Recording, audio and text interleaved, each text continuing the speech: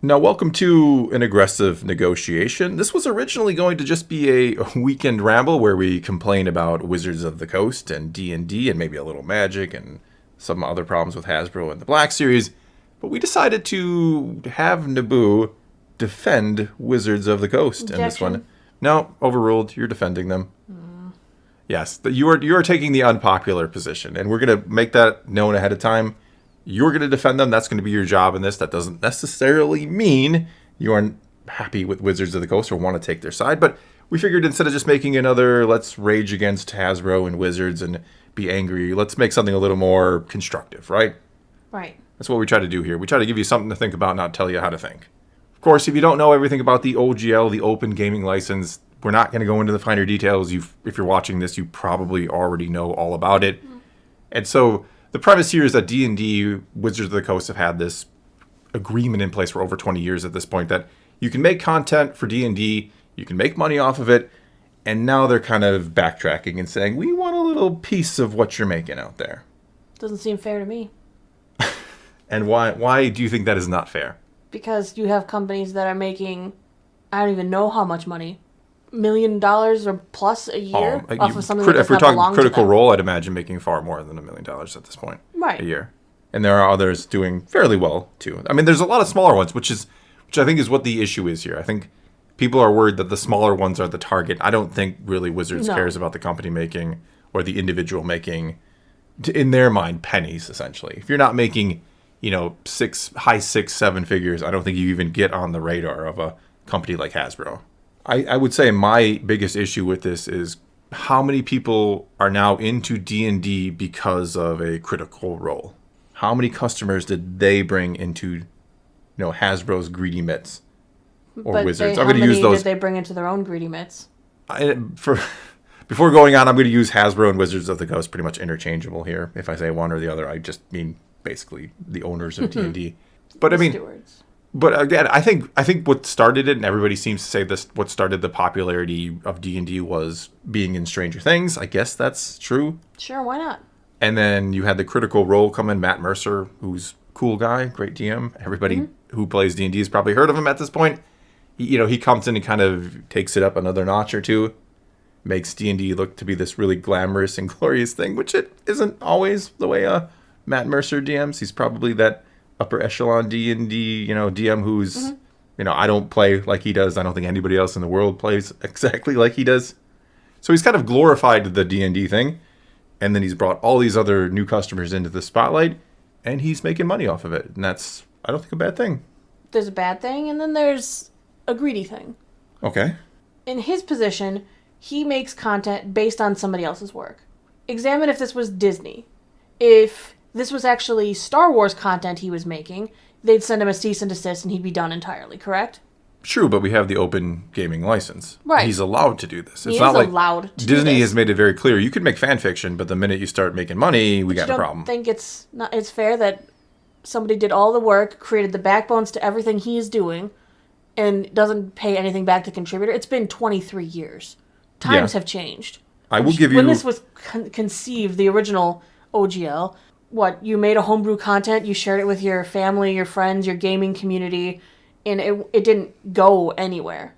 Well, D&D was time. Sell it. There was nowhere to really. I mean, we're talking about 2000. If you're making homebrew content in 2000, you have a very limited space on the internet to sell it. You have a game that is not at the height of its popularity by any stretch in the year 2000. It really was a way. I think it was a way to kind of get interest back into the game. They realized when Wizards bought it, they realized the game was floundering after TSR had done what they did with the game for 25 years, essentially. And so I think they put this thing out there hoping the game would catch fire, and eventually it did, and now they want to go back and kind of reap the rewards. Because that'd be fair. These companies are making a lot of money. It's something that they didn't originally conceive. It wasn't their original IP. Over time, it has this OGL has to change. It's not 2000 anymore. The reach that someone like Critical Role has, the reach that companies can make on the internet is much further than ever conceived when this was actually created. Fair enough. But I mean, I would also argue that Hasbro, Wizards of the Coast, they are not the creators of D&D. That is Gary Gygax and company. No, but they own it. They do own it. Ownership is 9/10 of the law, I believe. Possession, but yeah, I know. Whatever. I They get what own you're it. saying. Yeah. Critical Role, if they want that, buy it from him. Then you can reap all your rewards because it's yours now. It's not yours. It belongs to somebody else, and if you're profiting off of somebody else's work, don't you think they deserve a cut? I'm not saying 25%. I'm not going to say the same numbers, but I think they deserve something. I think 15%, 10 to 15% would be fair for somebody making the kind of money that they do. You're saying over like 750,000, not right off Exactly. the top. I'm not saying off of, hey, I sold this book to 50 people. I owe them a check. No, I'm saying these big companies. I mean, they have deals with Amazon to make their show. Season 2 comes out really soon. And I think it's fair that they have to owe something back to the original creators, the owners of the property. Well, I think the question is, how much does D&D need Critical Role, and how much does Critical Role need D&D at this point?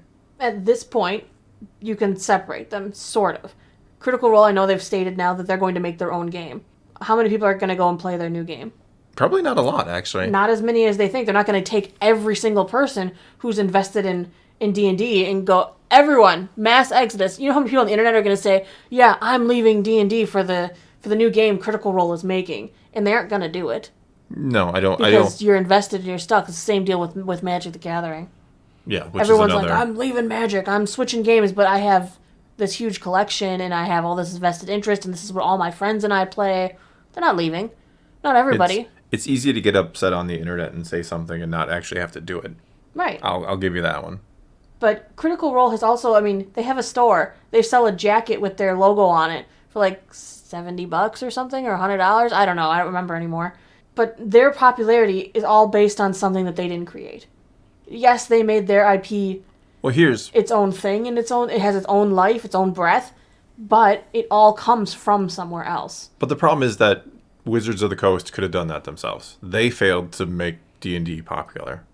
They failed their brand. And if you don't have Critical Role, if you don't have these other content creators, how popular is D&D right now? They should be thankful for them for bringing the popularity, allowing D&D to become something that it's bigger than it ever has before.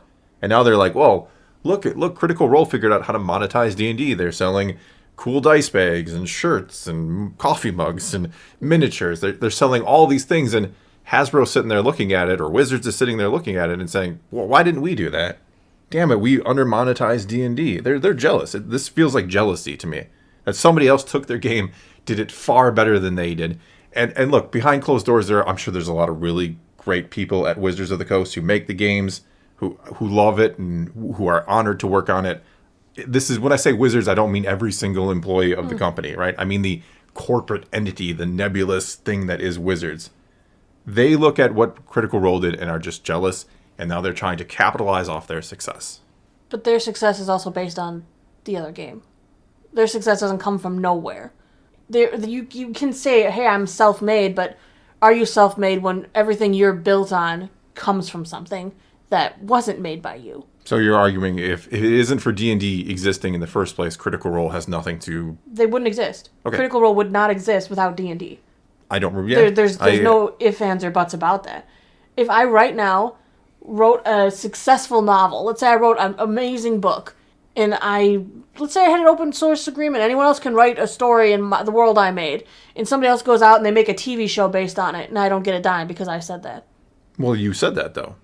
Right. But you set the precedent. But I shouldn't, but over time I could be like, okay, I learned from my mistakes. Somebody else has made Someone else is making money somebody else now, is making exactly. an extreme amount of money, things are going good. Is it fair now I can go and change the agreement and say, hey, anything in the future you make, I'd like a cut of it because you got your success from me. I think the problem is that Critical Role has already established. You're saying it after the fact. It's one thing if you're like, okay, henceforth, if you want to come in here and actually make a company and start making millions of dollars, we're going to want a cut of that. That's one thing. But it's now they're sending the agreement to them. They're like, hey, this is, they're holding the gun to their head and saying, you either sign up or you either agree with us or we're going to shut you down. That seems a bit shady. Times change. This is a 20-year gap.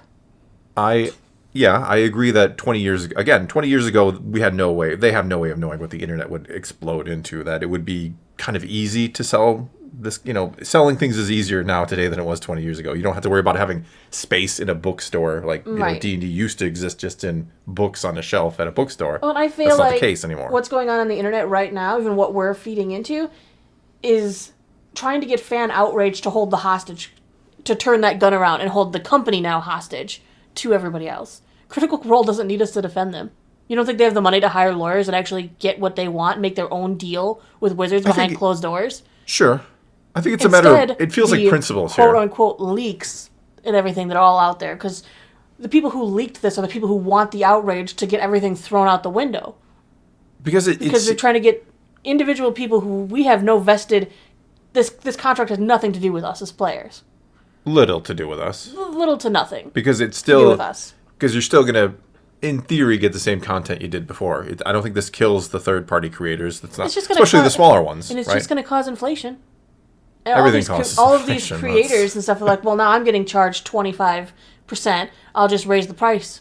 And now my piece of the pie is a little bit bigger just to make sure I can give them their piece of the pie.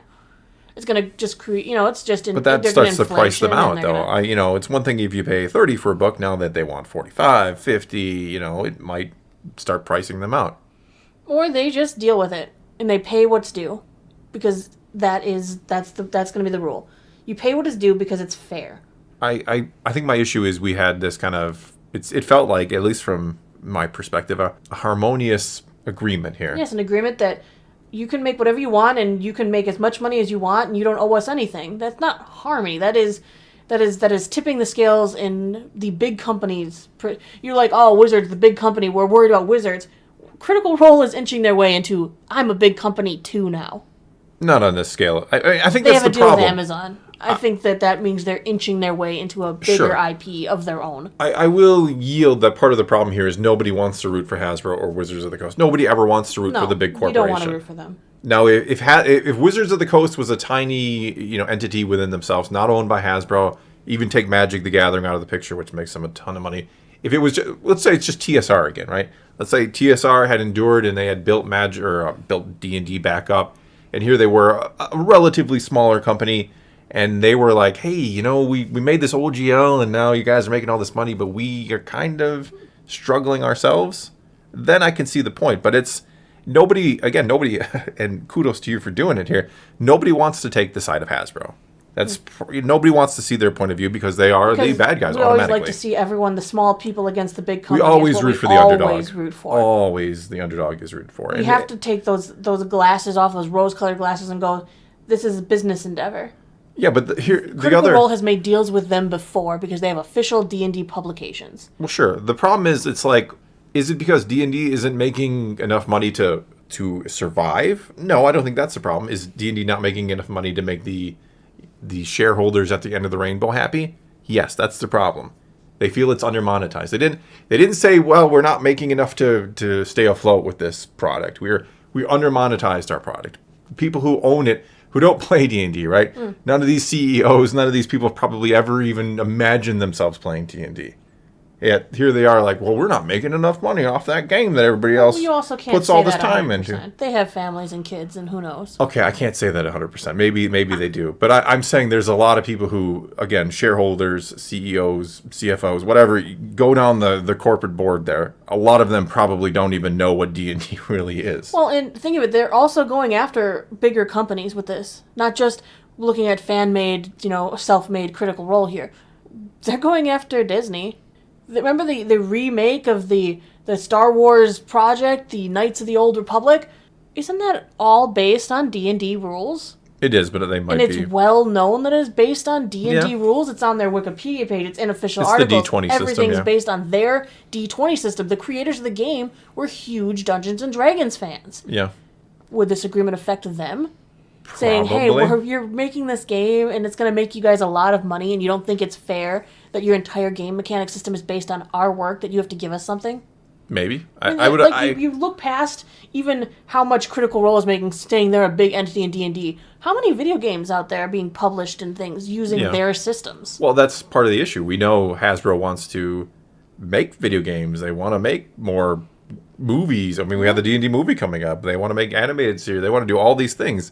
And that's my problem. It's like Hasbro realized get shoehorned by their own by anyone else who wants to make something and call it D&D. My big problem is Hasbro Wizards did not create the success they want to benefit from. They are not the ones who made D&D popular. No, and but now they are like, owners. well, look at the great job you all did. Now we can monetize this thing to oblivion. Now we can say, oh yeah, you're making too much money. Now we want to make more. We want to be the ones making those jackets that people buy. We want to make the products that people are buying, the dice bags or whatever else it might be. We want to do that. We want you buying our action figures.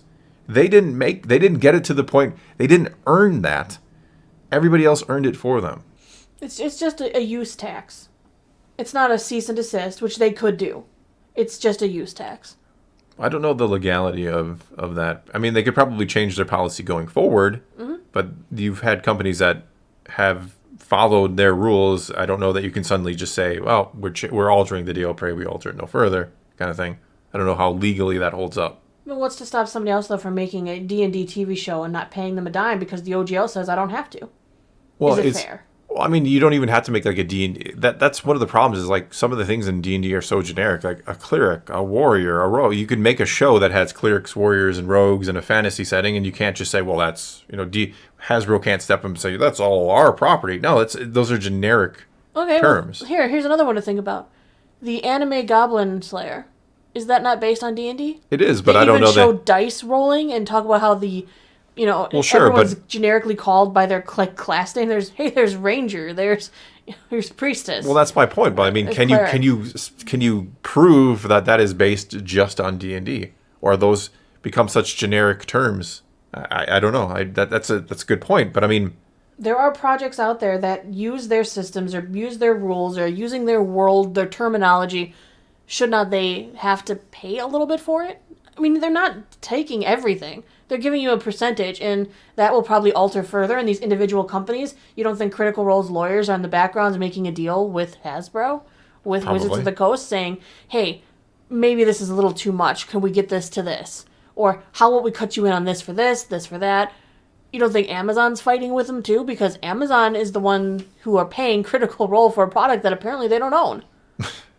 well, I mean, I think it gets trickier now because of the fan outrage. That was on purpose. I think that was entirely on purpose because they know all of the fans were going to root for the little guy. We're going to root for the individual creators and not look at them as big companies who are actually possibly taking and abusing something that isn't theirs.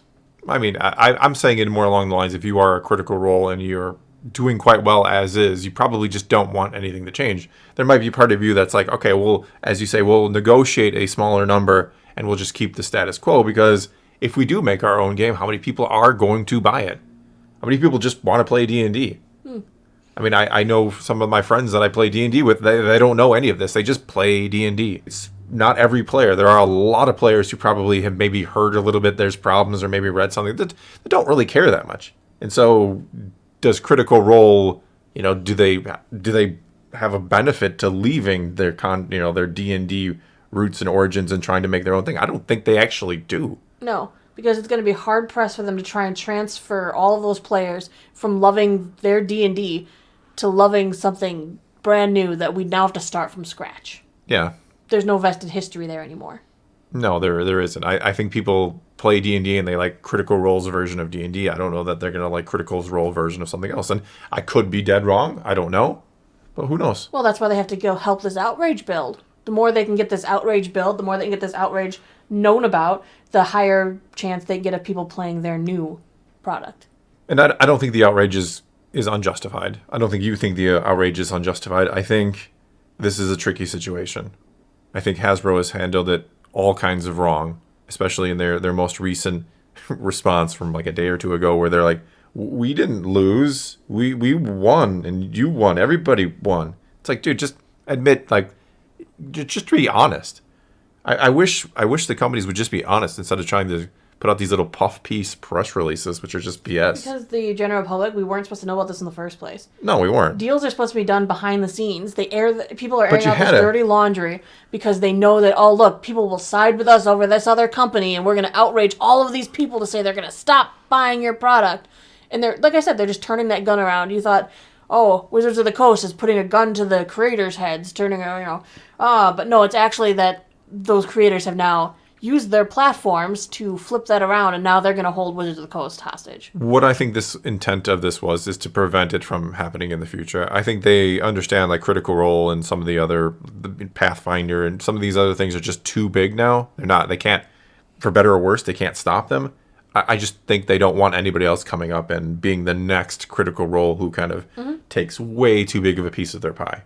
That's what I think it is. Yeah, their pie gets smaller every day from these other companies. But again, I would argue they could make more products. They could put more time into their products. Look at Spelljammer just came out. You don't have ship-to-ship combat in Spelljammer. It's like mind-blowing. No, but instead they're what are you trying doing? their best not to rip off content that other people are making. Well, Because sure, but they're that trying doesn't- to respect those creators and go, well, Are they, though? we could make the same book, and it's an open license, so we can reprint your book in using our resources, and they don't. They try not to do that. But they should make better quality products. I think a lot of times they half-ass products, Well, and they wonder why everyone can people are make buying better them. quality products. Critical Role is charging $100 for a jacket with a logo on it. Come on. I'm not defending their they're monetizing their success to the extreme too, and that's what I'm saying. That's what the problem. Wizards is looking at what they're doing. They're like, God dang, why didn't we do that? Why didn't we monetize? Why didn't we make products that people really want to buy? That's what it's all about. It all boils down to them seeing the success others are having with their IP that they themselves could have had. They themselves could have sponsored a Critical Role or tried to make their own show on YouTube. There's a million things they could have done too, and they didn't. And others did it before them, and now they're upset. Now they want to dip their hands in and get what others have created. Or they should have just always been dipping their hands in. Maybe It's the old just because the old it's GL was changing. the best and worst thing they ever did. That would be my summary. Because when they created it, they wanted to just Because let when they- the players play. Yeah. And now things have changed. The world has changed, and the OGL needs to change It's too. been 22 years since 22, 23 years, whatever it is. I think 2000 is when it got put in place. And so, yeah, I agree. Things have changed, and they're now like, it worked then. It doesn't work for us now. But how do you undo that thing that made you successful? How do you say we're going to change that thing, which is the reason why we are where we are today? Because we want some of that money that you made for us. I don't know. I think you make some excellent points. I think hopefully I made some good points. I hope people understand. Again, we're just trying to have a fair and honest discussion. You are taking the side of Wizards of the Coast mainly because that is, the argument you're trying to take, the position you're trying to take. That And you told me to take. you made good arguments, though. We discussed this before. One of the reasons why we made this video is because we started to discuss it. And you're like, well, you got to look at it from Hasbro's side too, right? And I agree, you should. Well, I think that's all we got for you this time. So now it's your turn to take to the comments below and tell us what you think. Tell us who's in the right, who's in the wrong, how this should be handled. Is there a resolution going forward? Whatever you think, leave your comments below and let's talk some D&D. And until next time, thanks for watching.